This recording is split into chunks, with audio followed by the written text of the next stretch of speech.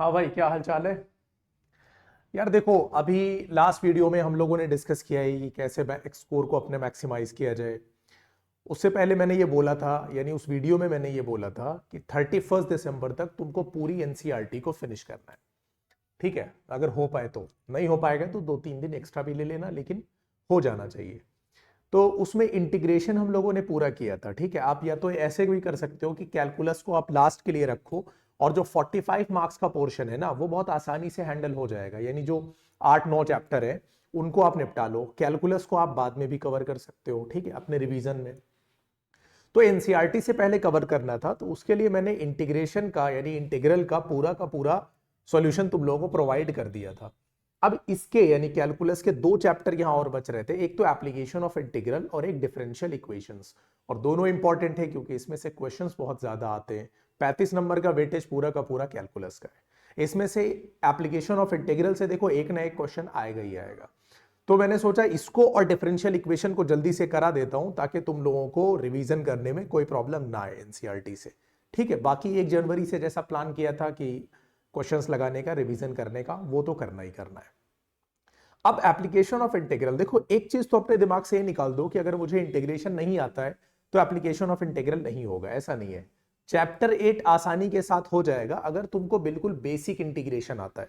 ठीक है, बिल्कुल बेसिक इंटीग्रेशन। बेसिक इंटीग्रेशन से मेरा मतलब ये है कि अगर तुमको पता है कि x की पावर n का इंटीग्रेशन x की पावर n+1 अपॉन n+1 होता है, अगर तुमको पता है कि साइन x का इंटीग्रेशन माइनस कॉस x होता है, कॉस x का इंटीग्रेशन साइन x होता है ना, ये सब बिल्कुल बेसिक इंटीग्रेशन है।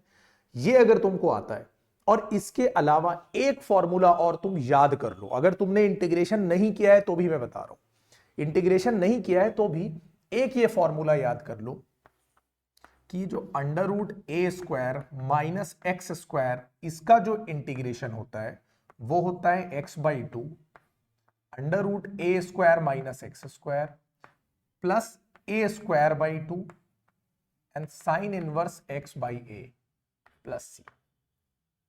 ठीक है, ये एक फॉर्मूला याद कर लो। अगर डेफिनेट इंटीग्रेशन होगा तो सी नहीं यूज करेंगे। ठीक है, इनडेफिनेट में सी यूज ही करते थे, तुमको पता ही है। ठीक है, ये एक फॉर्मूला याद करना है तुमको, और बहुत ही आसानी से एप्लीकेशन ऑफ इंटीग्रल को सॉल्व कर लोगे। ठीक, अब समझो कि एप्लीकेशन ऑफ इंटीग्रल यूज कैसे करते हैं। मान लिया एरिया मुझे फाइंड करना है। ठीक है, इसमें तुमको क्या बोलेगा, एरिया फाइंड करने को बोलेगा। बेसिकली तुमको इंटीग्रेशन ही करना है एक तरह से। ठीक है, लेकिन ये ऐसे समझ लो कि ये उसकी वर्ड प्रॉब्लम है। जैसे हर चैप्टर में क्या होता है, पहले आप उसकी बेसिक चीजें सीखते हो, उसके बाद वो वर्ड प्रॉब्लम बना के दे देते हैं। तो अगर आप इंटीग्रेशन सीख कर आए हो तो उसकी ये वर्ड प्रॉब्लम है, ऐसे समझ लो।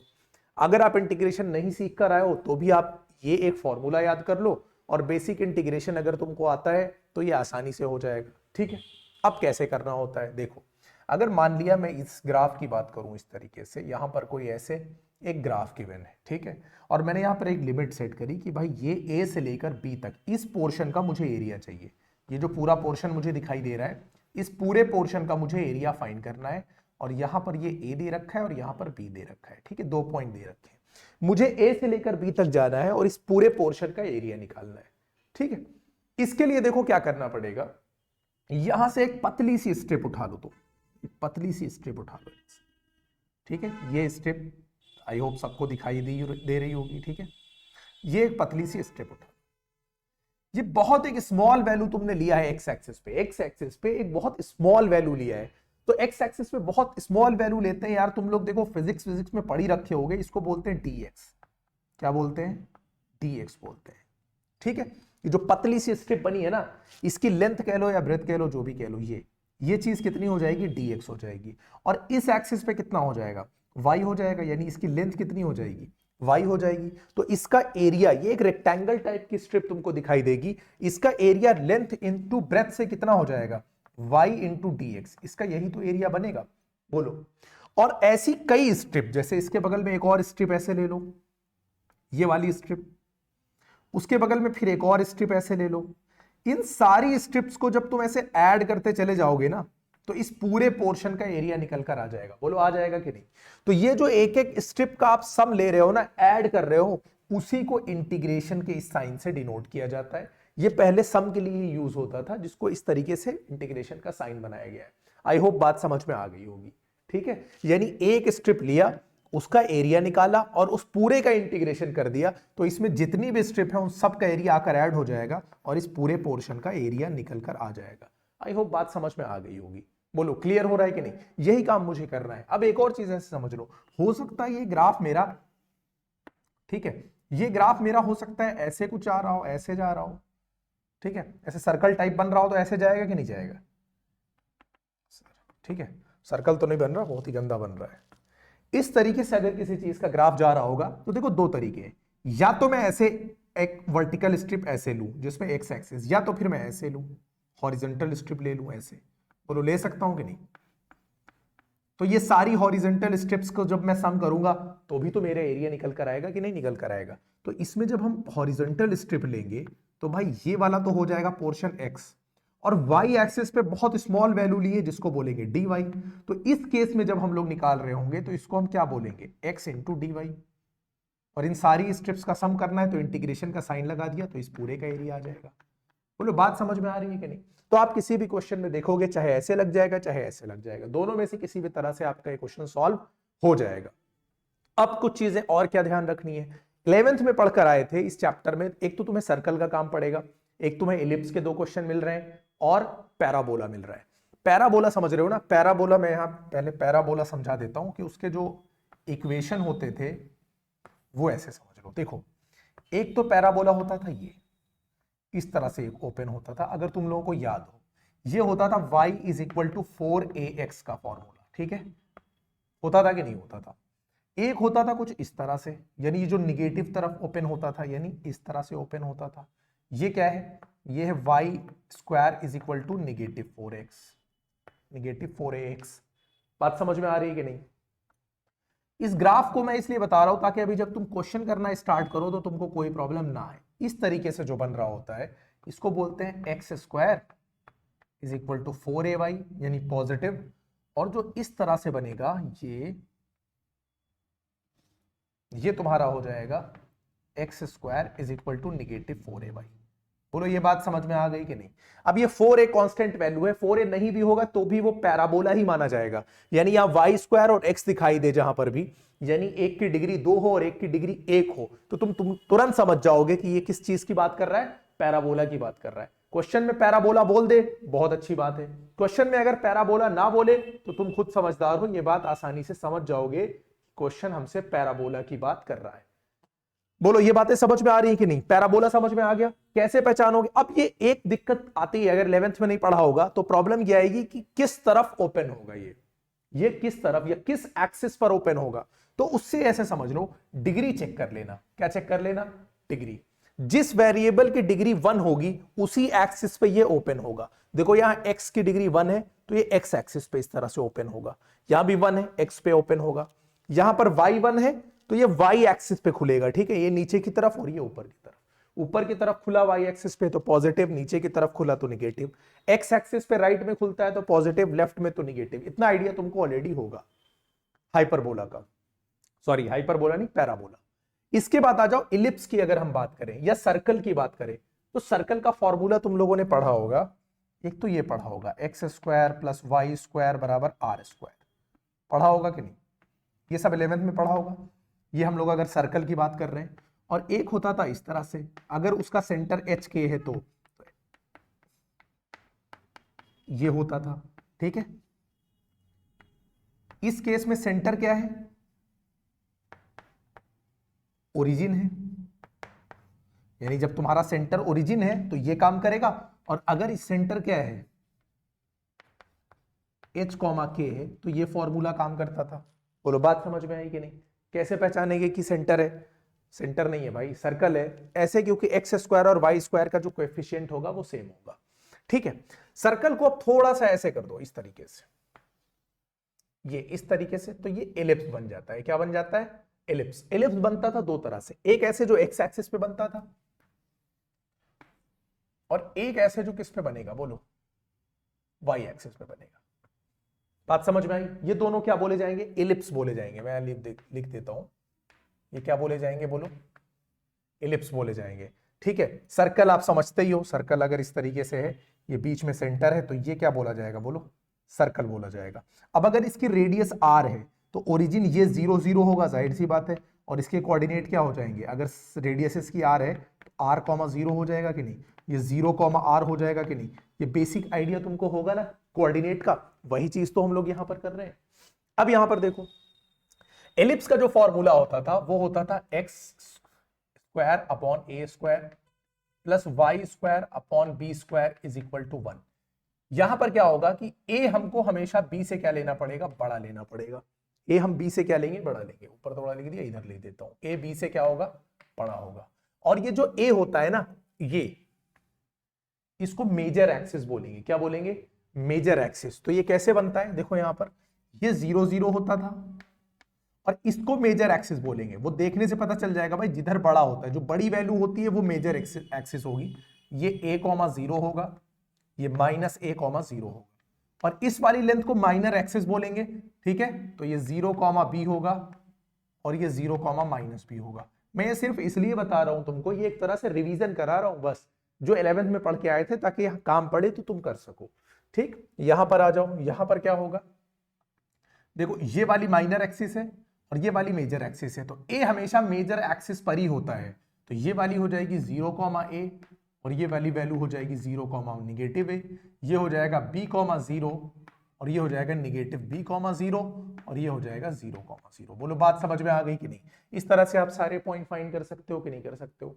अब और तुमको जो यहां पर काम पड़ेगा ग्राफ का, एक तो मॉड का भी काम पड़ेगा। ठीक है, तो मॉड्यूलस का ग्राफ देखो कैसे बनता है, मॉड्यूलस फंक्शन का।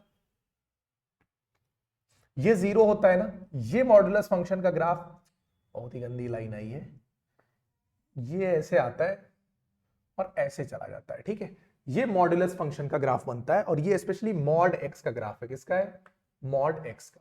ये 0 से होकर जाता है। ठीक है, अब अगर x माइनस 2 का है तो 2 से होकर जाएगा, x प्लस 2 का है तो निगेटिव 2 से आगे जाएगा। ठीक है, ये हम लोग डिस्कस कर लेंगे एक बात। दूसरा, एक्स क्यूब का ग्राफ सीखा होगा तुम लोगों ने, एक्स क्यूब का ग्राफ कुछ इस तरह से आया आता है। ये ग्राफ किसका होता है, एक्स क्यूब का। क्यों भाई एक्स क्यूब का ये ग्राफ है, क्योंकि ये तो 0 पे वैल्यू 0 होती है, इसके बाद इधर 1, 1 का क्यूब कितना हो जाएगा 1, 2 का क्यूब 8, और इधर नेगेटिव 1 का क्यूब नेगेटिव 1, नेगेटिव 2 का क्यूब नेगेटिव 8, तो इधर नेगेटिव वैल्यू में जाएगा, इधर पॉजिटिव वैल्यू में जाएगा। बोलो ये बात समझ में आ गई कि नहीं।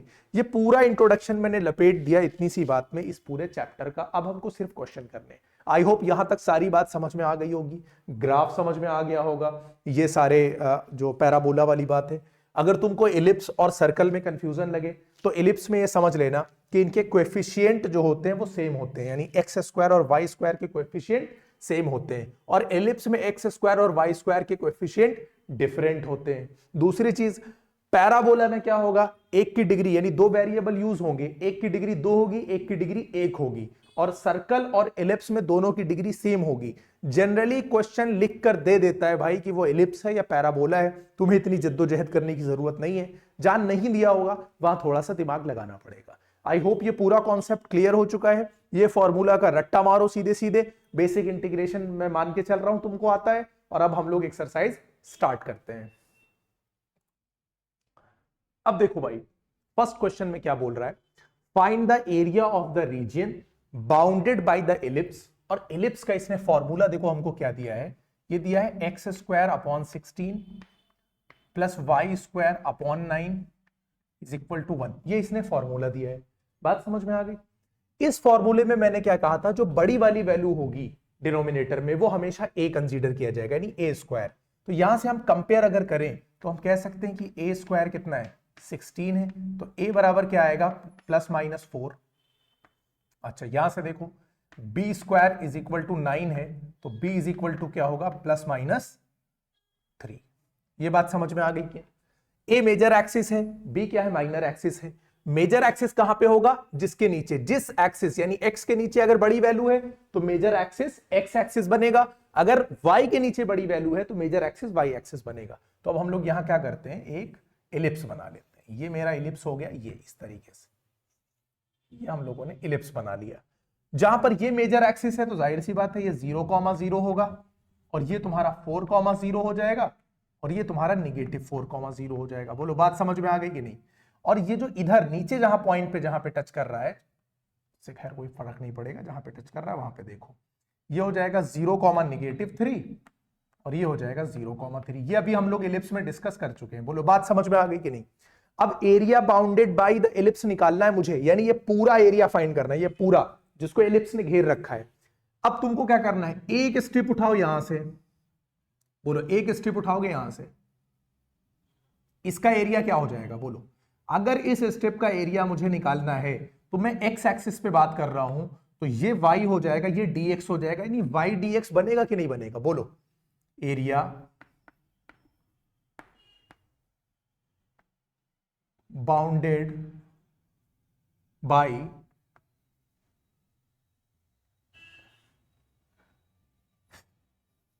एरिया बाउंडेड नहीं, एरिया ऑफ द रीजन, ठीक है, बाउंडेड बाय द इलिप्स। अब देखो कैसे निकाला जाए, ऐसे समझो, इस स्ट्रिप का हो जाएगा क्या, y इंटू डी एक्स होगा कि नहीं होगा? बोलो इसका क्या हो जाएगा, y इंटू डी एक्स होगा कि नहीं होगा? कहां से कहां तक? अब देखो y इंटू डी एक्स हो गया इसका, इसमें कई सारी स्ट्रिप, यानी ये वाला पूरा पोर्शन, और इस पूरे पोर्शन की लिमिट देखो कहां से कहां है, 0 से लेकर कहां तक, 4 तक। तो 0 से लेकर मुझे कहां जाना है, 4 तक जाना है। बोलो ये बात समझ में आई कि नहीं? 0 से लेकर मुझे कहां तक जाना है, 4 तक जाना है, ठीक है भाई। ये पूरे बराबर ही तो होंगे ना, तो एक यानी ये वाला एरिया निकालकर अगर तुम 4 से इंटू कर दो, आई होप बात समझ में आ रही होगी, तो ये पूरा एरिया निकल आएगा कि नहीं निकल आएगा? ठीक है, इस वाले पोर्शन का एरिया निकाला और टोटल ऐसे 4 पोर्शन है, 4 से इंटू कर दिया, आ जाएगा इलिप्स कि नहीं आ जाएगा? बोलो बात समझ में आ रही है कि नहीं?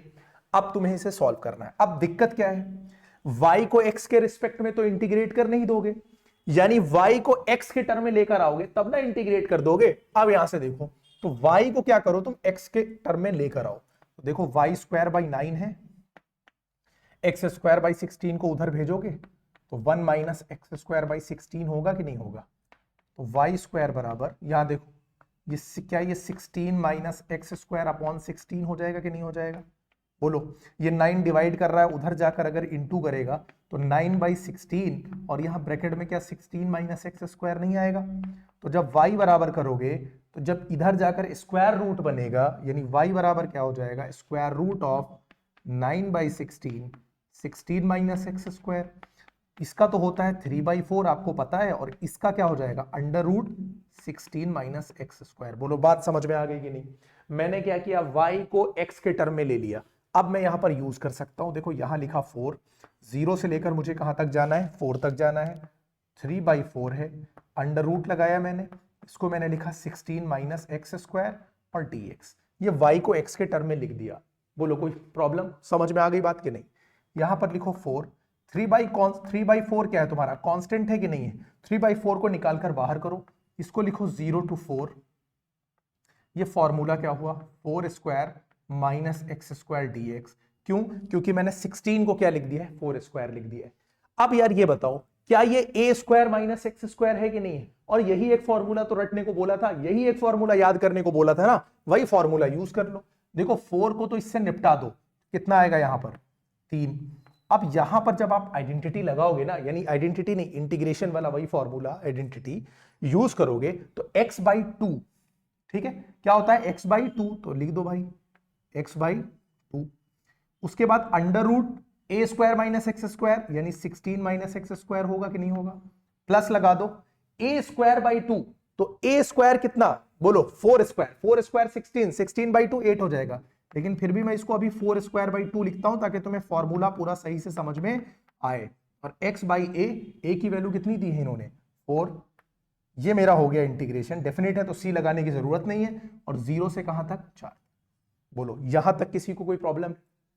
एक चीज और समझो, एक चीज जो इंपॉर्टेंट यहां पर समझने वाली ये है कि हम लोग एरिया फाइंड कर रहे हैं, और किसी इंटीग्रेशन का जो आंसर है वो नेगेटिव भी हो सकता है और पॉजिटिव भी हो सकता है। तो तुम्हें क्या करना है ना, तुम स्टार्टिंग से क्या करो, मॉड लगा के चलो। बोलो बात समझ में आ रही है कि नहीं? तुम स्टार्टिंग से क्या करो, मॉड लगा के चलो, यानी ये तो 4 से इंटू होगा, यानी ये वैल्यू क्या करो, ऐसे मॉड में रख दो, ताकि मेरा जो आंसर आए वो हमेशा किस में आ जाए, बोलो पॉजिटिव आए। क्यों? क्योंकि एरिया हमेशा क्या होता है, बोलो एरिया हमेशा पॉजिटिव ही आता है ना। तो इसको भी तुम क्या कर दो, ऐसे मॉड में रख दो, कि इन केस निगेटिव आ जाए तो फाइनल आंसर में तुमको कोई दिक्कत ना हो। अब चलो यहां देखते हैं, यहां देखो, जब हम लिमिट लगाएंगे तो 4/2 कितना हो जाएगा बोलो, 2 हो जाएगा कि नहीं हो जाएगा। और यहां पर जब हम लगाएंगे 4 तो 4 स्क्वायर 16, 16 माइनस 16 ये 0 हो जाएगा कि नहीं हो जाएगा बोलो। 4 अभी हम पुट कर रहे हैं, प्लस 4 स्क्वायर बाई 2 कितना होता है बोलो, 8 होता है कि नहीं। साइन स्क्वायर 4/4 कितना हो जाएगा, sine inverse 1, negate minus minus लगाएंगे, अब लोअर लिमिट यूज करेंगे। देखो 0 रखते ही ये पूरा टर्म क्या हो जाएगा 0, प्लस जैसे यहां 0 रखोगे तो साइन इनवर्स 0/4, साइन इनवर्स 0 बनेगा कि नहीं, साइन इनवर्स 0 0 ही होता है, तो चाहो तो यहां पर यूज कर लो। 4 स्क्वायर यानी 8/2 कितना हो जाएगा बोलो, सॉरी 4 स्क्वायर 16, 16/2 8 हो जाएगा। और यहां लिख दो तुम कितना, साइन इनवर्स 0। बोलो बात समझ में आ रही है कि नहीं। अब देखो यहां पर 3, यहां पर 2 जीरोजा हो जाएगा 0, 8 into sine inverse 1, sine inverse 1 की वैल्यू कितनी होती है बोलो, ये तो हो गया 0। साइन इनवर्स 1 कुछ और नहीं होता है, होता है π/2, क्योंकि π/2 की वैल्यू ही तो होती है। निगेटिव का साइन लगाओ, यहां ये 0 हो जाएगा, बात खत्म हो गई। तो ये हो गया 3 इंटू ये 2 4 जा 8 हो जाएगा, 4π बाहर आकर 4π हो जाएगा, तो ये बराबर हो जाएगा 12π स्क्वायर यूनिट्स। और ये तुम्हारा आंसर हो जाएगा। आई होप बात समझ में आ गई होगी। बोलो कहीं पर कोई डाउट है तो पूछ सकते हो, ठीक है। यहां पर क्या हो जाएगा भाई, 4π, पाई भी पॉजिटिव होता है, 4 भी पॉजिटिव होता है, मॉड हटा दिया यहां पर, ठीक है। मॉड ने क्या किया, देखो इस क्वेश्चन में तो कोई काम नहीं आया, जिस क्वेश्चन में निगेटिव होगा ना वहां पे हेल्प करेगा। बोलो यहां तक कोई दिक्कत है, इसका एरिया समझ में आ गया कि नहीं। सिमिलर पैटर्न पर इसका दूसरा क्वेश्चन है और वो खुद से लगाने की ट्राई करो, ठीक है। तो ये हो गया। अब हम लोग चलते हैं क्वेश्चन नंबर 2 की तरफ। देखो मिलता जुलता ही क्वेश्चन है, सेम क्वेश्चन है, एक फिर से इलिप्स है और इस बार इलिप्स का फॉर्मूला इन्होंने क्या दिया है, x² 4 plus y² 9 is equal to 1। यहां मुझे दिखाई दे रहा है कि भाई y के नीचे बड़ी वैल्यू है, तो यहां से एक बात तो समझ में आ गई कि मेरा जो इलिप्स होगा वो उसका जो मेजर एक्सिस होगा वो कहां पे लाई करेगा, बहुत ही गंदा बना है भाई, वो लाई करेगा वर्टिकल एक्सिस पे। बोलो कहां पर लाई करेगा, वर्टिकल एक्सिस पर लाई करेगा, ठीक। ये हो गया, वर्टिकल एक्सिस पे लाई कर रहा है। अब यहां से देखो भाई, ये जो वैल्यू बड़ी वाली वैल्यू होती है वो a होता है, यानी a² होता है, तो a² बराबर 9, तो a बराबर क्या हो गया +-3, b² बराबर कितना है 4, तो b बराबर कितना हो जाएगा +-2। ये वाला तुम्हारा मेजर एक्सिस का काम करेगा कि नहीं, मेजर एक्सिस मतलब a, तो ये वैल्यू कितनी हो जाएगी 0,3, ये वैल्यू कितनी हो जाएगी 0,-3, ये हो जाएगा 2,0 और ये हो जाएगा -2,0 और ये ओरिजिन है 0,0। काम वही करना है, इस वाले पोर्शन का एरिया निकालना है और 4 से इंटू कर देना है। बोलो बात समझ में आई कि नहीं। अब क्या करेंगे, area of the region bounded by the ellipse, ठीक है, बराबर देखो 4 इंटीग्रेशन का साइन लगाया, 0 से 2 तक जाना है, तो 0 से कहां जाओ 2 तक जाओ, पतली सी स्ट्रिप पकड़ोगे तो dx होगा। भाई आप एक हॉरिजेंटल स्ट्रिप ले रहे हो ना, सॉरी वर्टिकल ले रहे हो ना, लेने को तो आप हॉरिजेंटल ऐसे भी ले सकते थे, लेकिन ऐसे ही सॉल्व किया, ऐसे इसको भी करो। तो ये जब पूरी स्ट्रिप यहां से पकड़ोगे, एक पतली सी स्ट्रिप, तो ये क्या होगी बोलो, ये छोटी सी वैल्यू x पे लिया है तो dx इंटू वाई, तो y dx हो जाएगा कि नहीं। बोलो वही काम है, y को x में बदलना पड़ेगा ना पहले, यहां से उठाओ भाई, y² 9, इसको आप क्या लिख सकते हो 1 - x² 4, ठीक है। अब देखो पिछला क्वेश्चन कर चुके हो, थोड़ा सा तो कॉन्फिडेंस बूस्ट हुआ होगा करने के लिए, ठीक है, आसान हो रहा है। तो y² बराबर क्या हो जाएगा 9/4 और इसको तुम अलग रखो, 4 - x² हो जाएगा। जब तुम इधर स्क्वायर रूट लोगे तो ये कितना हो जाएगा 3/2 √4 - x²। बोलो बात समझ में आ गई कि नहीं। ये y की टर्म में लिख लिया, यहां पर लाकर वापस रख दो, ये हो गया 4। अब मॉड में हम लोग वैल्यू लेकर चलेंगे, ठीक है, 0 से कहां तक चलेंगे 2 तक चलेंगे, 3/2 है √4 - x², हमने x में बदल लिया, अब हम x के रिस्पेक्ट में इसको इंटीग्रेट कर सकते हैं। बोलो बात समझ में आ रही है कि नहीं। अब ये हो गया 4, यहां पर देखो 3/2 तुम्हारा कांस्टेंट था, निकल कर बाहर जाएगा कि नहीं, तो इसको ले आओ 3/2, इसको लेकर बाहर चले आओ। अब यहां पर देखो बचा क्या तुम्हारा, 0 से 2 under root 2 square minus x square dx। बोलो सेम फॉर्मूला फिर से इंप्लीमेंट होगा कि नहीं होगा? 2 से इसको कट करोगे, 2 2 जा 4 हो जाएगा, 3 2 जा ये कितना हो जाएगा, 6 हो जाएगा। अब यहां पर देखो फिर वही formula, under root a square minus x square. क्या फॉर्मूला इंप्लीमेंट करोगे? बोलो फॉर्मूला इंप्लीमेंट कर देते हैं। क्या होता है, x by two under root 4 minus x square, क्योंकि under root a square minus x square होगा, प्लस ए स्क्वायर बाई 2, और ए की वैल्यू कितनी है 2, 2 का स्क्वायर 4, 4 बाई 2 कितना हो जाएगा 2, ए स्क्वायर बाई 2 हो गया, साइन इनवर्स हो गया x by a, x by a मतलब एक्स बाई 2। बोलो ए की वैल्यू 2 है कि नहीं है, ये हो गया, और लिमिट कितनी लगेगी 0 से लेकर 2 तक। बोलो बात समझ में आ रही है कि नहीं, ये हो गया। अब मुझे क्या करना है, लिमिट लगा देना है। अब क्या करना है, लिमिट लगा देना है। पहले देखो 2 यूज करो, 2 बाई 2 1 हो जाएगा, 2 स्क्वायर कितना हो जाएगा बोलो 4, 4 माइनस 4 0, ये पूरा टर्म क्या हो गया 0 हो गया।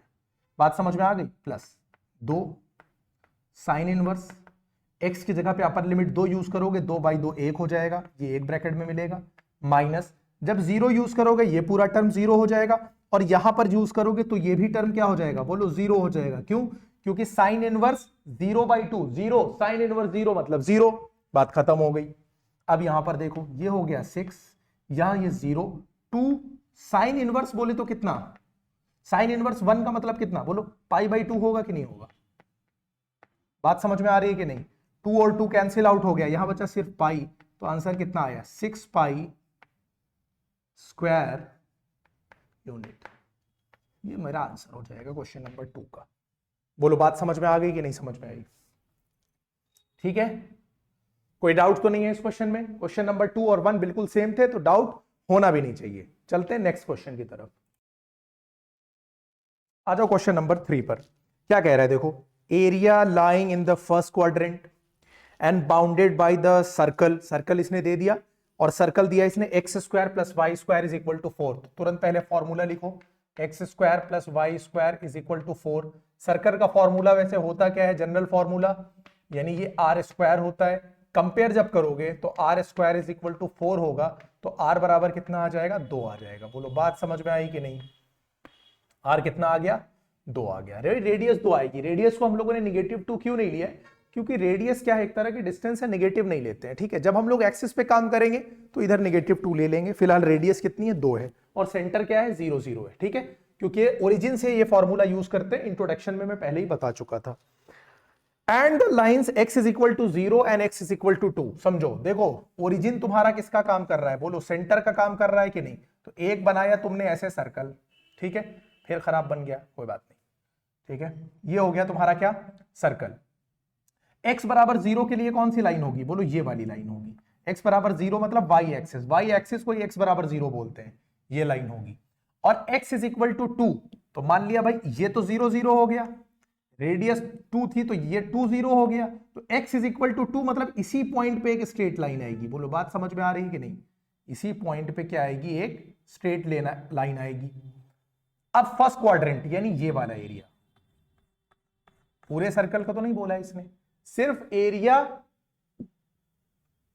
Bounded by the first quadrant of bye the circle, यानी इस सर्कल का ये फर्स्ट क्वाड्रेंट, x बराबर 0 x बराबर 2, तो यही तो एरिया आएगा। पतली सी स्ट्रिप पकड़ोगे इसकी तो कितनी हो जाएगी ये, ठीक है। तो रिक्वायर्ड एरिया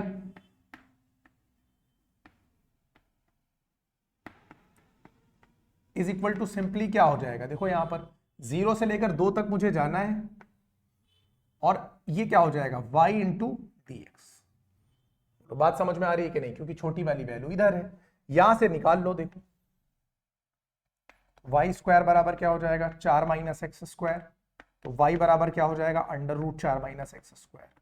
बात समझ में आ रही है कि नहीं? ये बात यहां ले जाकर पुट कर दो, तो ये हो जाएगा 0 to 2, ठीक, under root 4 minus x square, और यहां क्या हो जाएगा dx हो जाएगा। ठीक, अब कुछ और तो करना नहीं है, फॉर्मूला ही तो लगाना है। फॉर्मूला इतनी बार कर ही चुके हो, तो फॉर्मूला जब इसका हम लगाएंगे तो फॉर्मूला क्या बनेगा, बोलो x बाई 2 बनेगा, under root 4 minus x square बनेगा, प्लस ए स्क्वायर बाई 2, तो ए स्क्वायर मतलब 4 ही तो हुआ, 4 बाई 2 कितना हो जाएगा 2, साइन इनवर्स x बाई 2 यानी x बाई ये हो गया, और लिमिट कितनी है 0 से लेकर 2 तक। इसको मॉड लगा दो क्योंकि भाई एरिया है, आंसर किस में आना चाहिए, पॉजिटिव आना चाहिए। इंप्लीमेंट कर दो यहां पर, क्या वैल्यू इंप्लीमेंट कर दो, ठीक है।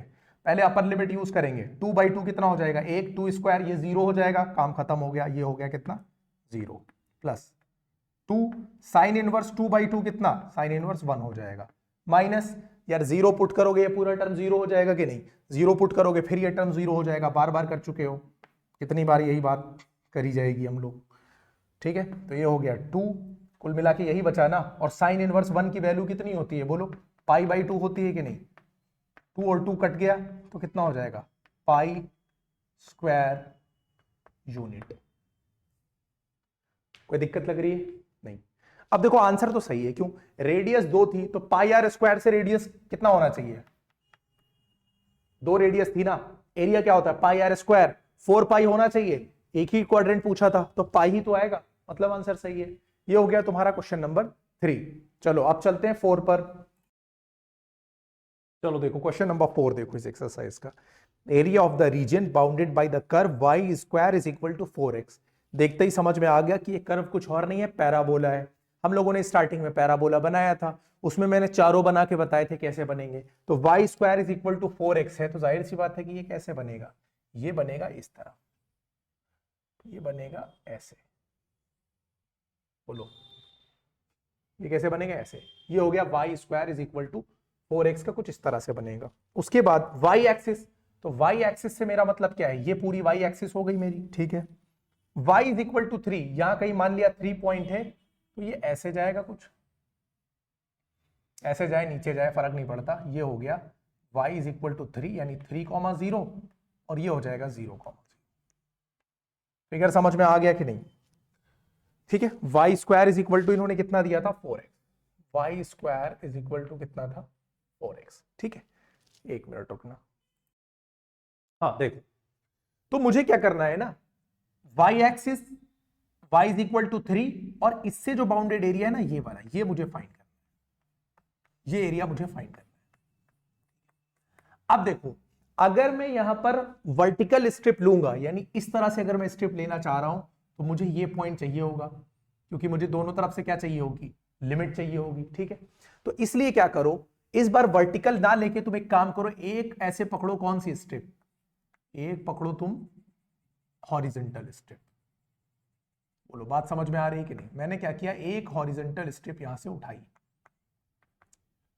अब जब मैं हॉरिजॉन्टल स्ट्रिप उठाऊंगा तो जाहिर सी बात है कि ये जो स्मॉल वैल्यू है ये इस बार dy हो जाएगी और ये वाली क्या हो जाएगी, x हो जाएगी। बोलो बात समझ में आई कि नहीं। आई होप यहां तक कोई डाउट नहीं होगा। रिक्वायर्ड एरिया देखो, रिक्वायर्ड एरिया जो मुझसे इन्होंने एरिया पूछा है वो कुछ और नहीं होगा, यहां से क्या होगा 0 से लेकर हम लोग कहां तक जाएंगे 3 और x इंटू dy करेंगे। बात समझ में आ रही है कि नहीं। हर बार हम लोग वर्टिकल स्ट्रिप ले रहे थे, इस बार एक हॉरिजॉन्टल ले ली, इससे मेरा क्वेश्चन क्या हो गया, आसान हो गया, वरना ये वाला पॉइंट फाइंड करना पड़ता। अब हम फर्जी वाला पॉइंट क्यों फाइंड करें जब इससे हमारा काम हो सकता है। अब मुझे x को y के रिस्पेक्ट में इंटीग्रेट करना है, होगा नहीं, यहां से उठाओ तो x बराबर क्या हो जाएगा, बोलो y स्क्वायर बाई 4, होगा कि नहीं होगा। ये वैल्यू यहां पर ले जाकर पुट कर दो तो ये हो जाएगा 0 3 y स्क्वायर बाई 4 और ये हो जाएगा dy। 1/4 कांस्टेंट है, निकाल कर बाहर करो, 0 से 3, ये हो गया y स्क्वायर और dy। बोलो बात समझ में आ रही है कि नहीं। अब क्या हो जाएगा, देखो 1/4 y स्क्वायर का इंटीग्रेशन अगर करोगे तो कितना होता है y क्यूब बाई 3, बोलो होगा कि नहीं। बोला था बिल्कुल बेसिक इंटीग्रेशन यूज होगा। लिमिट कहां से कहां यूज करनी है, 0 से 3 तक की लिमिट यूज करनी है। इसको चाहो मॉड में रख दो ताकि वैल्यू निगेटिव ना आए तो हमें कोई दिक्कत ना करे, ठीक है। अब यहां पर देखो लिमिट ही तो लगाना है, 0 लगाओगे 0 हो जाएगा, क्या करना है 3 लगाना है अपर लिमिट, तो 3 cube by 3 minus lower limit 0 use करोगे, काम खत्म हो जाएगा। वैल्यू देखो पॉजिटिव ही आ रही है तो ये हो जाएगा 1/4 इंटू 3 क्यूब बाई 3, तो एक 3 कट जाएगा, सिर्फ 3 स्क्वायर बचेगा कि नहीं, यानी 9 बचेगा, तो ये कितना हो गया 9/4, यही तुम्हारा हो जाएगा आंसर। देख लो ऑप्शन में अपने है आंसर, ये नहीं है। ठीक है, हो गया कि नहीं? ये हो गए तुम्हारे 4 क्वेश्चन, यही 4 क्वेश्चन थे तुम्हारे एक्सरसाइज में। वीडियो हो गई 35 मिनट। हाँ तो एक काम करते हैं, जो क्वेश्चंस बच रहे हैं मिसलेनियस के वो भी इसी में कवर कर लेते हैं, ज्यादा टाइम नहीं लगेगा। ठीक है, और एक बार में ये पूरा चैप्टर भी क्लियर हो जाएगा। तो अब चलते हैं मिसलेनियस की तरफ। मिसलेनियस का देखो जो पहला क्वेश्चन है, कह रहा है find the area under the given curves and given lines. तो इसका जो पहला पार्ट है वो कह रहा है y is equal to x square. देखो जैसे ही बोला y is equal to x square, आपको पता चल गया कि ये एक पैराबोला है। y is equal to x square क्या है? एक पैराबोला। ये हम लोगों ने पैराबोला बना लिया, थोड़ा सा कोई बात नहीं। ठीक है, ये हम लोगों ने क्या बना लिया? एक पैराबोला बना लिया। आगे कह रहा है x इज इक्वल टू 1। तो यार देखो यहां कहीं मान लिया x इज इक्वल टू 1 होगा तो उसकी एक स्ट्रेट लाइन ऐसे जानी चाहिए। ठीक है, यानी 1,0 वाली ऐसे जानी चाहिए। उसके बाद कह रहा है x इज इक्वल टू 2, तो x इज इक्वल टू 2 वाली लाइन मान लिया इसके बगल में कहीं ऐसे जा रही है, तो ये हो गई 2,0 एंड द x एक्सिस। तो x एक्सिस तो हो गया ये वाला पोर्शन। कुल मिला के ये वाला, ये जो आया इसी का तो एरिया निकालना है। बोलो बात समझ में आ गई कि नहीं? ठीक है, ये वाला एरिया निकालना है और इसका ग्राफ क्या है? y is equal to x square. ठीक, क्या करेंगे? देखो पहला पार्ट है, हम लिखेंगे यहाँ पर रिक्वायर्ड एरिया। जो भी इन लोगों ने हम लोगों से पूछा है उसका एरिया क्या है। देखो कहां से कहां तक जाना है, इस पर एक स्टेप पकड़ोगे तो जाहिर सी बात है y dx होगा कि नहीं होगा? क्या होगा? y dx। जाना कहां से कहां है? 1 से लेकर 2 तक जाना है। बस y बराबर कितना है? एक्स स्क्वायर है, तो इसको लिखा 1 to 2 एक्स स्क्वायर dx। उसके बाद क्या करेंगे? एक्स स्क्वायर का हमको पता है कि x क्यूब बाई 3 होता है। लिमिट कितनी है? 1 से 2 है। लिमिट लगा दो, 2 cube by 3 minus 1 cube by 3। 2 cube कितना होता है? 8। तो ये कितना हो जाएगा? 8/3 माइनस 1/3, और 8 माइनस 1 कितना होता है? 7/3। बोलो बात समझ में आ रही है कि नहीं? पहला पार्ट हो गया आसानी से कि नहीं? स्क्वायर यूनिट लिख दो क्योंकि एरिया की बात कर रहे हैं। ठीक है, इसके जो नेक्स्ट पार्ट में कह रहा है फिर y is equal to x की power 4, x is equal to 1 और x की पावर 5। देखो ये जो x की पावर 4 है ना, ये जितने भी इवन पावर में जाएगा ना सब पैराबोला की तरह शेप बनेगा। जितना भी इवन पावर में जाएगा सब पैराबोला की तरह बनेगा, तो वो फिगर भी इसी तरह से बनेगा। ठीक है, इसके सेकेंड पार्ट का फिगर भी इसी तरह से बनेगा। ये देखो ये पहले के पहले पार्ट का है, मैं यहीं पे कहीं पहले के दूसरे पार्ट का भी बना देता हूं। देखो फर्स्ट का दूसरे पार्ट के लिए एक पैराबोला ही बनेगा, कम खुले ज्यादा खुले मेरे लिए मैटर नहीं करता है। ठीक है, चलो ये इस तरीके से बनेगा। x बराबर 1 है और 5 है, एक बराबर एक लाइन ऐसे खींचो। ठीक है, ये थोड़ा सा दूर खुल के जाएगा, बस ये होता है। ठीक है, तो तुम्हें कौन सा एग्जैक्ट फिगर बनाना है? ये x बराबर 5 ले लो यहां पर। ठीक, ये 1 हो गया, ये 5 हो गया, ये y बराबर x की पावर 4 का है, तो इसको भी यहीं सॉल्व कर लेते हैं। तो यहां लिख दो क्या? Required area. क्या हो जाएगा भाई रिक्वायर्ड एरिया? देखो 1 से लेकर कहां जाना है? 5 तक, y dx। 1 से लेकर 5 तक y बराबर x की पावर 4 था, x की पावर 4 dx। x की पावर 4 का कुछ और नहीं होता, x की पावर 5/5 होता है 1 से लेकर 5 तक।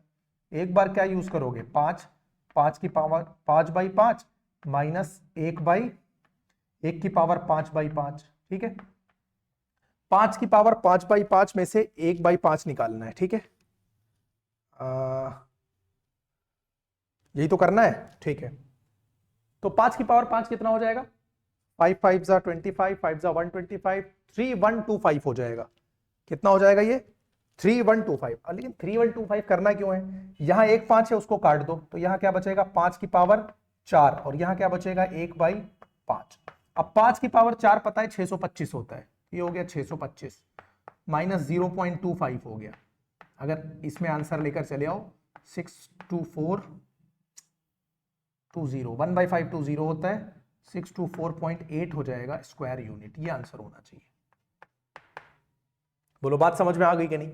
ये दूसरे पार्ट का आंसर हो जाएगा। ठीक है भाई, 5 की पावर 5/5 था तो एक 5 काट देगा, 5 की पावर 4 बचेगा, 1/5, 1/5 का मतलब 0.2 होता है। 5 की पावर 4, 5 5 जा 25, 5 जा 125, 5 जा 625, उसमें से 0.2 निकाला 624.8। आई होप क्लियर हो गए। ये मिसलेनियस के पहले के 2 पार्ट हो गए। देखो अब क्वेश्चन नंबर 2 देखो, sketch the graph of y is equal to x plus 3 and evaluate -6 to 0 x plus 3 का mod dx। देखो ये जो इवेलुएट करना है ना, ये बहुत बार तुम लोगों ने किया है, मिसलेनियस में भी हम लोगों ने किया है, उससे पहले भी किया है, आसानी से इवेलुएट हो जाएगा। उससे पहले देखो जो ग्राफ बनाना है, तो मैंने स्टार्टिंग में ग्राफ बना के बताया था तुमको कि मॉड्यूलस फंक्शन का ग्राफ बनता कैसे है, ठीक है। लेकिन यहां पर इन्होंने क्या दे रखा है, x+3 दे रखा है ना, तो इनका जो एक मेन पॉइंट निकल कर आएगा वो क्या होता है। देखो मॉड x+3 को हम लोग क्या कहते हैं, मॉड x+3 को हम लोग डिफाइन करते हैं ऐसे कि इसका आंसर x+3 होगा अगर x+3 0 से बड़ा होगा या बराबर होगा, और निगेटिव x+3 होगा अगर इसका ग्राफ यानी x+3 की वैल्यू अगर 0 से छोटी हुई। बोलो बात समझ में आई कि नहीं। इस तरह से तो हम लोग इसको डिफाइन करते थे। यानी मेन पॉइंट ये है कि हम ये कह सकते हैं कि अगर x -3 से बड़ा या बराबर होगा तो ये वैल्यू होगी, और अगर x -3 से छोटा होगा तो ये वैल्यू होगी। बात समझ में आ गई कि नहीं। तो मेन पॉइंट मेरा क्या है, मेन पॉइंट है मेरा -3। तो ग्राफ देखो कैसे बनेगा, ये ऐसे आएगा, ये ऐसे आएगा। मॉड x का जो मेन पॉइंट होता था वो ऐसे आता था, 0 से होकर जाता था। यहां पे -3 है तो ये -1 -2, मान लो यहां पर तुम्हारा पॉइंट क्या है, -3 है। बात समझ में आ रही है कि नहीं। तो इसका जो ग्राफ आएगा ना -3 का, जब तुम इसको बनाओगे तो ये ऐसे आएगा, -3 से टकराएगा और ऐसे चला जाएगा। बोलो बात समझ में आ रही है कि नहीं। आई होप यहां कोई डाउट नहीं होना चाहिए। ये क्या है, -3,0 इसके कोऑर्डिनेट, और ये क्या है 0,0। बोलो बात समझ में आ रही है कि नहीं समझ में आ रही है। ये इस तरीके से हो जाएगा, ठीक। अच्छा अब इन्होंने हमसे क्या कहा है, इन्होंने भाई ये कहा है कि -6 से लेकर कहां तक, -6 से 0 तक। ये तो हो गया तुम्हारा ग्राफ, ठीक है। इवेलुएट करने को इन्होंने बोला है, कहां से कहां तक, -6 से 0 तक इवेलुएट करने को बोला है। और मॉड x+3 की बात इन्होंने करी है, यही तो ये बोल रहे हैं क्वेश्चन में, मॉड x+3 dx, ये इसको इवेलुएट कर, ठीक है। यार देखो इतनी बार कर चुके हो ना कि तुमको आइडिया अपने आप लग गया होगा। -6 से 0 जाना है तो -6 मान लो यहां कहीं है, -6 वाली लाइन कुछ ऐसे हो जाएगी। -6 से लेकर 0 तक जाना है, यानी ये वाला एरिया होगा और इधर ये वाला एरिया होगा। बात समझ में आ रही है कि नहीं, ठीक है। हालांकि हमसे इवेलुएट करने को बोला है, लेकिन चूंकि पहले इसका ग्राफ बनवा लिए तो हम समझ रहे हैं एरिया निकालने को, हमसे एरिया निकालने को बोल रहा है, ठीक है। अब जब 2 फंक्शन बनते थे मॉड्यूलस में, तो हम एक बार -6 से -3 जाएंगे, फिर -3 से 0 जाएंगे, ये पहले सीख चुके हो, तो यहां पर फिर से बताने की तो जरूरत है नहीं। तो इसको हम लोग क्या लिख सकते हैं, इसको हम लोग लिख सकते हैं -6 से -3। जब मेरा फंक्शन क्या काम करेगा, निगेटिव x+3 की तरह काम करेगा। बोलो बात समझ में आ रही है कि नहीं, dx। और प्लस दूसरी बार क्या हो जाएगा, -3 से लेकर 0 तक जाएगा, इस बार मेरा फंक्शन क्या काम करेगा, x+3 काम करेगा, dx। और ये दोनों एरिया है भाई साहब, ये दोनों क्या है, एरिया है, और एरिया कभी भी निगेटिव नहीं हो सकता, ये ध्यान रखना। तो मॉड्यूलस फंक्शन यूज कर लो, ठीक है। यानी यहां पर भी ऐसे मॉड लगा दो और यहां पर भी वैल्यू ऐसे मॉड लगा दो, ताकि जो तुम्हारा आंसर है वो हमेशा क्या रहे, पॉजिटिव रहे। आई होप बात समझ में आ रही है, ठीक है। चलो अब देखो यार, ये माइनस है ना, पहले माइनस को निकाल के या तो यहां से बाहर करो, ठीक है, या तो एक काम करो पहले अंदर सॉल्व करो। चलो देखो ये मॉड्यूलस है, ये माइनस का साइन मैंने बाहर लिया, और इसको जब मैं करूंगा तो x का हो जाएगा x²/2 और इसका हो जाएगा 3x, होगा कि नहीं होगा। और लिमिट मेरी कहां से कहां जाएगी, -6 से -3 जाएगी। बोलो बात समझ में आ रही है कि नहीं। यहां पर प्लस का साइन लगा दो, यहां पर देखो क्या हो जाएगा, मॉड्यूलस का फिर लगाओ, ये हो जाएगा x²/2, ये हो जाएगा +3x, और मेरी लिमिट जाएगी -3 से लेकर 0 तक। बोलो बात समझ में आ रही है कि नहीं। एक बार क्या यूज करोगे, अपर लिमिट, एक बार क्या यूज करोगे, लोअर लिमिट। चलो अब देखते हैं, ये हो गया निगेटिव। यहां पर देखो अपर लिमिट यूज करो, -3 का स्क्वायर हो जाएगा 9, तो ये हो जाएगा 9/2, ठीक है। प्लस x की जगह -3, तो 3 × -3 -9 हो जाएगा, फिर माइनस लगा दो, ठीक। इसको ऐसे करली ब्रैकेट लगा लो क्योंकि माइनस पूरे के बाहर लगा हुआ है, माइनस लगा दो। x² by 2 -6 का स्क्वायर हो जाएगा 36, 36/2 कितना हो जाएगा 18 और ये हो जाएगा 3 इंटू -6 हो जाएगा -18, ठीक है, और यहां प्लस तो ये -18 हो गया। बोलो बात समझ में आ गई कि नहीं? यानी एक बार इन दोनों को क्या किया, ये यहां पर अपर लिमिट लोअर लिमिट लगा दी, कुछ नया तो अभी हम लोग कर नहीं रहे, यहां पर आ जाओ, ये सब काम हम लोग पहले कर चुके हैं, ठीक है। यहां पर देखो x² बाई 2, 0/2 0, 3 इंटू 0 0 हो जाएगा, कोई बात ही नहीं है, माइनस यहां पर देखो -3 9/2 आएगा कि नहीं आएगा, 9/2 आएगा, और यहां -9 आएगा जब -3 लगाएंगे। बोलो यहां तक बात समझ में आ रही है कि नहीं? चलो अब सॉल्व कर दो जल्दी से। यहां देखो ये माइनस लगा रहने दो, करली ब्रैकेट, देखो ये तो हो गया 0, यहां कितना निकल कर आएगा 9/2 -9 कितना हो जाएगा -9/2, होगा कि नहीं होगा? मॉड बाहर वैसे भी पॉजिटिव ही आ रहा है, यहां देखो 9/2 -9 कितना हो जाएगा -9/2, और ये माइनस यहां भी लगा हुआ है तो ये भी आ जाएगा 9/2, कुल मिला के ये अंदर से पॉजिटिव ही बाहर आएगा, तो 9/2 प्लस 9/2 इज इक्वल टू 9 हो जाएगा स्क्वायर यूनिट्स। बोलो बात समझ में आ गई कि नहीं? और ये मेरा आंसर हो जाएगा क्वेश्चन नंबर 2 का। आई होप कोई डाउट नहीं होना चाहिए, ठीक है।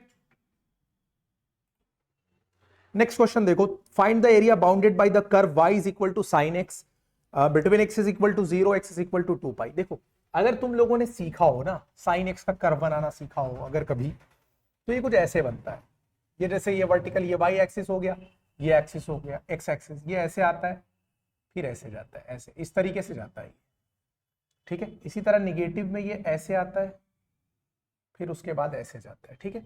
कुछ इस तरीके से साइन एक्स का ग्राफ चलता है। ये किसका ग्राफ हो गया? साइन एक्स का, y is equal to sine x का ये ग्राफ हो गया। बात समझ में आ रही है कि नहीं? अच्छा होता कैसे, यहां पर 0 0 होता है, फिर ये ऐसे जाके कहां पर आता है, पाई पे आता है, तो ये पाई हो जाती है वैल्यू, फिर ऐसे जाता है ये 2 हो जाती है, इधर ये निगेटिव पाई चलता है, इस तरीके से चलता है। बात समझ में आ रही है कि नहीं? ऊपर जाएगा देखो ये वाला पोर्शन, मुझे जाना है 0 से 2 यानी ये पूरा एरिया निकालना है, लेकिन एक प्रॉब्लम है भाई। प्रॉब्लम क्या है? प्रॉब्लम ये है कि ये ऊपर वाला पोर्शन पॉजिटिव है, नीचे वाला पोर्शन कैसा है? नेगेटिव है। तो मैं अगर एकदम से 0 से 2 जाऊंगा तो गड़बड़ हो जाएगा, क्योंकि मेरा फंक्शन दोनों केस में क्या हो रहा है? चेंज हो रहा है। बात समझ में आ रही है कि नहीं? जैसे कि किसमें होता है? मॉडुलस फंक्शन में जैसा होता है। मॉडुलस फंक्शन में क्या होता है भाई? एक तरफ निगेटिव होता है, पॉजिटिव हो जाता है, तो हमको क्या करना पड़ता है? उसको बांटना पड़ता है दो अलग अलग पोर्शन में। तो इसी तरह से y is equal to sine x जो है उसका ये पोर्शन अलग है और ये पोर्शन अलग है। बात समझ में आ रही है कि नहीं? तो इस पोर्शन को y dx हमको करना है। जैसे y dx तो ये वाली ही तो पट्टी होगी, बोलो y dx, इसका एरिया, फिर इसका इंटीग्रेशन, इधर इनका इसका इंटीग्रेशन करना पड़ेगा। तो यहां पर लिख दो पहले एरिया ऑफ रिक्वायर्ड कर्व क्या हो जाएगा? देखो ये हो जाएगा 0 से 2 हमको जाना है, और y क्या है? dx, और y मेरा कितना है? 0 से 2 y है मेरा sin x dx। अब अगर तुमने डायरेक्टली यहां पर cos x ठोका तो गलत हो जाएगा, फंक्शन से दिखाई दे रहा है इधर अलग है इधर अलग है। जैसे मॉड्यूलस फंक्शन में अगर डायरेक्ट लिमिट लगाई तो गड़बड़ हो जाएगा, ठीक है। तो हम इसको दो हिस्सों में बांटेंगे। पहले कहां से कहां जाएंगे? बोलो पहले जाओगे 0 से कहां तक? पाई तक, sin x dx, प्लस अब कहां जाओगे? पाई से लेकर 2 तक, sin x dx। बोलो बात समझ में आ गई कि नहीं? यानी पहले इस पोर्शन का निकालोगे प्लस इस पोर्शन का निकालोगे, फिर अपने आप यहां से यहां पहुंच जाओगे। अब यहां देखो sin x का पता होगा तुमको कि क्या होता है? माइनस कॉस एक्स होता है, पता है कि नहीं? 0 से लेकर कहां जाना है? पाई तक जाना है, प्लस माइनस कॉस एक्स, इस बार पाई से कहां जाना है? 2 तक जाना है। अब चलो अब क्या लगाना है? देखो लिमिट लगानी है। माइनस कॉस पाई हो जाएगा, ये कितना हो जाएगा? माइनस कॉस पाई, और ये क्या हो जाएगा फिर उसके बाद? Minus minus cos 0। बात समझ में आ रही है कि नहीं? माइनस कॉस पाई, या तो एक काम करो यार, तुम माइनस माइनस इतना हो जाएगा कंफ्यूज हो जाओगे। माइनस को निकाल कर दो यहां से बाहर, माइनस को कर दो बाहर। अब देखो कॉस पाई माइनस कॉस 0। बात समझ में आ रही है कि नहीं? यहां से भी माइनस को कर दो बाहर, ये हो जाएगा कॉस 2 माइनस कॉस पाई। ठीक। अब देखो cos पाई की वैल्यू देखो कितनी होती है, cos पाई की वैल्यू होती है तुम्हारी -1 माइनस cos 0 कितना होता है 1 माइनस cos 2 पाई की वैल्यू कितनी होती है भाई, cos 0 और 2 पाई बराबर होता है तो होती है 1 और माइनस cos पाई कितना होता है -1, तो -1 और माइनस ये कितना हो जाएगा +1। ठीक है, तो हो जाएगा नेगेटिव और ये हो जाएगा -2 और माइनस ये हो जाएगा 2, तो ये हो जाएगा 2 - 2, ये तो गड़बड़ हो जाएगा 0। हम लोग लग रहा है मॉड्यूलस लगाना भूल गए। ठीक है, मॉड्यूलस लगाएंगे वरना गड़बड़ हो जाएगा। ठीक है, मॉड यूज कर लो, एक काम करो मॉड यूज करो, क्योंकि मॉड हम लोग यूज करेंगे। ये हो जाएगा तुम्हारा यहां मॉड, ठीक है, और इसको प्लस लगा रहने दो, मॉड ये हो जाएगा नेगेटिव। ठीक है, इस तरीके से, यानी इस पूरे आंसर को मॉड में लिया, इसके इस पूरे आंसर को मॉड में लिया, तो हो जाएगा -1 ये माइनस बाहर है तो इस पूरी वैल्यू को मॉड में ले लो और प्लस इस पूरी वैल्यू को भी मॉड में ले लो। तो बात समझ में आ रही है कि नहीं? अब सॉल्व करो। अब देखो कितना हो जाएगा, देखो यही मॉड का समझ में आया कि क्यों हम लोगों को मॉड लेना जरूरी था, आंसर गड़बड़ कर गया था। अब यहां पर देखो -1 -2 ये हो जाएगा नेगेटिव +2, तो इसका तो मॉड 2 ही होता है, प्लस यहां पर देखो ये हो जाएगा -2, इसका मॉड भी 2 हो जाएगा, 2 + 2 ये हो जाएगा 4 स्क्वायर यूनिट। बोलो बात समझ में आ गई कि नहीं? तो मॉड लेके दोनों वैल्यू को ध्यान में रखा जाएगा, ताकि दोनों, चूंकि एरिया की हम बात कर रहे हैं और एरिया कभी भी नेगेटिव नहीं होता है। ये हो गया तुम्हारा क्वेश्चन नंबर 3 आई थिंक, और 2 और बचे होंगे। नेक्स्ट क्वेश्चन देखो, area bounded by the curve y is equal to x3, x axis coordinate ये देखो अभी हम लोगों ने सीखा था कि भाई जो x³ है उसका कुछ ऐसे नहीं बनता है। ठीक है, ये ऐसे आता है और ऐसे चला जाता है, ये कुछ x³ का ऐसे बनता है। ठीक है, आगे इन्होंने क्या कहा है, एंड द x एक्सिस, तो x एक्सिस ये पूरी है, x इज इक्वल टू -2, ऐसे बना लो भाई, ये हो गई -2 तुम्हारा, x कितना हो गया -2। ठीक है, और आगे x इज इक्वल टू 1, यानी ये हो गया x इज इक्वल टू 1 हो गया ये। ठीक है, यानी एक तो ये पोर्शन और एक ये पोर्शन, इन दोनों का एरिया फाइंड करना है। y इज इक्वल टू कितना दे रखा है, x³ दे रखा है। अब दिक्कत यही है कि अगर डायरेक्टली हम यहां जाएंगे यानी -2 से 1 तो गड़बड़ करेगा। ठीक है, क्योंकि ये पोर्शन अलग है, नेगेटिव पोर्शन है, ये पॉजिटिव पोर्शन है, तो आप कैसे करोगे, -2 से 0 जाओ और फिर 0 से 1 चले जाओ। ठीक, एरिया ऑफ रिक्वायर्ड रीजन या कर्व जो भी है, ये कैसे हो जाएगा, देखो एक तो हमको कैसे जाना है, पहले -2 से कहां जाना पड़ेगा, 0 y dx, यानी यहां से यहां, उसके बाद मुझे कहां से कहां, 0 से 1 जाना पड़ेगा y dx, क्योंकि दोनों केस में क्या होगा, अलग अलग होगा, अगर सेम फंक्शन करेंगे तो गड़बड़ करेगा। अब देखो, और इसको किस में ले लो, मॉड में, ताकि एरिया अभी लास्ट क्वेश्चन की तरह प्रॉब्लम ना करे। इसको बंद करो। ठीक है, अब देखो यहां पर क्या हो जाएगा, y का मतलब क्या, -2 से 0, y इज इक्वल टू मेरा फंक्शन दे रखा था कितना, x³, ये हो गया dx plus mod 0 to 1 x³ dx, mod x³ का कितना होता है, x की पावर 4/4, -2 से 0 प्लस x की पावर 4/4, 0 to 1। बात समझ में आ रही है कि नहीं? लिमिट यूज कर दो, ये कितना हो जाएगा, 0/4 0 हो जाएगा, माइनस, ऐसे करली ब्रैकेट में ले लो, माइनस -2 की पावर कितना हो गया, 4 अपॉन कितना हो गया, 4। ठीक है, ये यहां हो गया मॉड, प्लस यहां देखो ये हो जाएगा 1 की पावर 4/4 और -0 तो होना ही होना है। ठीक, और इस पूरे पे लगा हुआ है क्या, मॉड। अब इसको सॉल्व कर दो, 0 से मतलब है नहीं, माइनस दे रखा है, -2 की पावर 4 यानी 2 की पावर 4, 2 की पावर 4 कितना होता है, 16, 16/4 करोगे कितना आएगा, 4, -4 होगा लेकिन मॉड्यूलस के अंदर होगा, प्लस यहां कितना हो जाएगा बोलो, 1/4 मॉड्यूलस के अंदर। अब जब मॉड हटेगा तो 4 + 1/4 यानी ये कितना हो जाएगा 17/4 स्क्वायर यूनिट्स। बोलो बात समझ में आ गई कि नहीं? ये हो गया तुम्हारा मिसलेनियस का क्वेश्चन नंबर 4। ठीक है, क्लियर है कि नहीं? आंसर दे रखा है कि नहीं? कुछ गड़बड़ हुआ है? नहीं, सही है बिल्कुल। ठीक है, 17/4 हो जाएगा। ये है ऑप्शन नंबर डी दे रखा है इसमें। ठीक, अब लास्ट चलते हैं इसके क्वेश्चन नंबर 5 पर।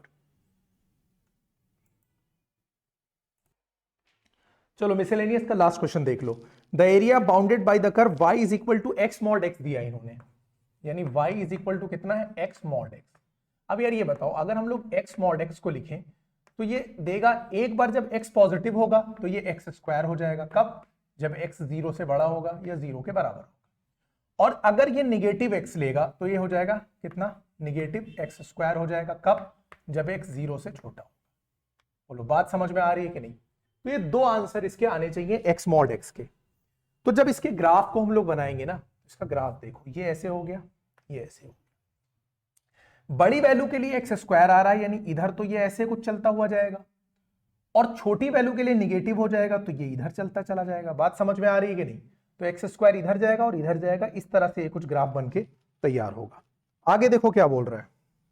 आगे ये कह रहा है x इज इक्वल टू -1, तो -1 वाली लाइन कुछ ऐसे आएगी। x इज इक्वल टू +1, ये कुछ इधर जाएगी। बात समझ में आ रही? तो एक ये वाला पोर्शन हो जाएगा और एक ये वाला पोर्शन हो जाएगा। ये -1, ये बीच में 0 0 और ये 1 0।